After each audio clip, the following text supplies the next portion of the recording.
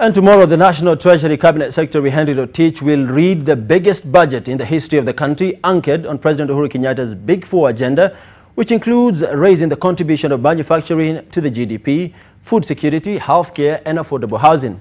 Now, to help us understand what the priorities of the budget, I am now joined by Ashif Kassam, who is, of course, the Executive Chairman of Audit, Tax and Consultancy Services Provider, RSM. Of course, welcome to the program. And if maybe we start with the expectations of tomorrow's budget. I think the budget, in terms of the allocation, has already been, tabled before the Parliament on 15th of February. What I expect tomorrow is the revenue-raising measures, which will not touch income tax, because the income tax bill is already, in its draft form. So there will be some changes to VAT, and the majority of the changes to VAT is actually to exempt zero-rated goods, the excise duty, and whether they are going to actually increase excise duty by inflation, which is provided in the current Excise Duty Act, and some miscellaneous changes.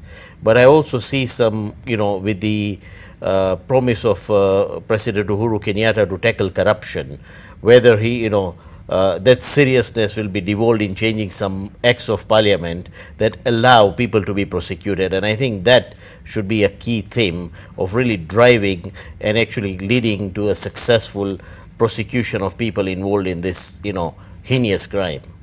Of course, Mr. Ashif, you've mentioned something about revenue collection. You remember that KRA has consistently missed the targets. And now, of course, the National Treasury has raised once more the 2018-2019 fiscal year, showing that they expect 1.7 trillion shillings from the taxman. How would they be able to raise this when they've consistently failed over time? Are they anchoring this on the Income Tax Bill 2018, which is, of course, before the National Assembly? Yes and no. I think one is that, while they've been missing the targets, the target missing is not significant compared to the level of growth. Every year, the revenue collection is growing by 12 to 13% on budget, okay? And they're probably achieving 7 or 8, 9% compared to, the growth of the economy. So they're doing a good job. The reality is that there is a lot of loopholes with people not paying tax, and with the huge change in the I-tax system and the profiling of customers, I think things will change. So, yes, meeting the target with a slowdown of economy is an issue, but overall the administrative systems in KRA are changing significantly. What example we need to see is KRA prosecuting some of these officers who are part of this corruption and allowing this corruption, the lack of duty payments, the lack of people not paying taxes going scot-free, and that, I think, is going to be the challenge. Do you think if the Income Tax Bill 2018, if passed by Parliament, would be able to raise the taxation by KRA? Or maybe you think that a lot of investors who would seem to be hurt by the new rate regime would run away maybe to neighboring countries like Tanzania, who have way less taxation regimes? I think the income tax bill is good in terms of the simplicity of the bill. But what they've tried to do is sneak in about 20 to 22 provisions that actually go against, creating a vibrant sector. There is no country in the world that has become a leader with high tax rates. And I think that the government will have to consider, and instead of focusing on increasing tax rate, see how do we actually increase the manufacturing sector, how do we increase the service sector, and bring value addition. One of the things is Kenya only has 1 million tourists. Okay, why don't we have a drive to bring it to 3 million tourists over a period of 2 years or 3 years, double the number of hotels, increase the efficiency of the hotels so the staff can be redeployed, and bring a total change in how people, visit Kenya. So I think the whole issue of the budget is to really look at how we finance and how we, finance our debt, how we raise revenue from a totally different perspective. I think the old way of doing it is not going to work. Shall we talk a bit about then the hue and cry, of course, surrounding, of course, our public debt, which for the first time has crossed 5 trillion shillings. Of course, there is a lot of conversation around our ability to maybe manage these crazy levels of public debt, saying, you know what, IMF saying you guys really need to manage your public debt. A lot of economists in the country raising the red flag about our public debt. Do you think, are you worried yourself about the 5 trillion public debt? I'm not worried about the debt as it is today, because I think it's at 55–60% of the GDP, it is still sustainable. What I'm worried on is the continuous increase, and how do we reduce the wage bill? how do we ensure that more money gets involved, gets directly invested in productive sectors of the economy.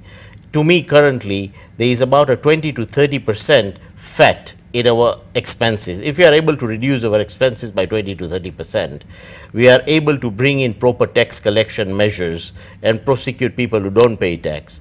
We can have probably an increase of 100 to 200 billion in the top line. We can reduce the expenses by 3 to 400 billion on the bottom line, and you now have between 3 to 600 billion shillings, to repay your debt. As we wind up, maybe you would want to mention how servicing this debt and payment to the to public service staff, it's into the taxation that has been collected by the KRA. You remember, a lot of people are saying, you know what, we are not left with anything for development, so can we borrow some more to maybe construct this infrastructure to create less electricity, to reduce electricity charges for the people? I think that's why I'm saying we need to look at this economy from a totally new perspective. I think we have a debt of 5 trillion, we have it, it's not going to go away.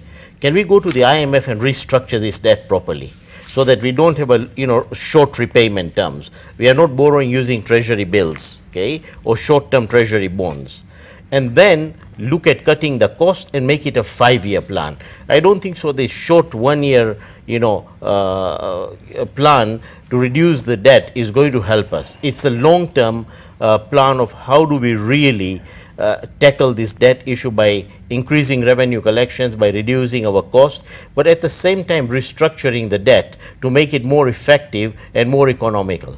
We cannot, of course, leave this conversation without talking about corruption and the cost of corruption on the budget and, of course, development and everything else in the country. What do you think about Treasury and the government as a whole speaking to this issue about corruption and how it's eating into our budget? I would say better late than never. I think the president, has done some, has started this whole process. 5 years have gone without any proper prosecution of any corruption.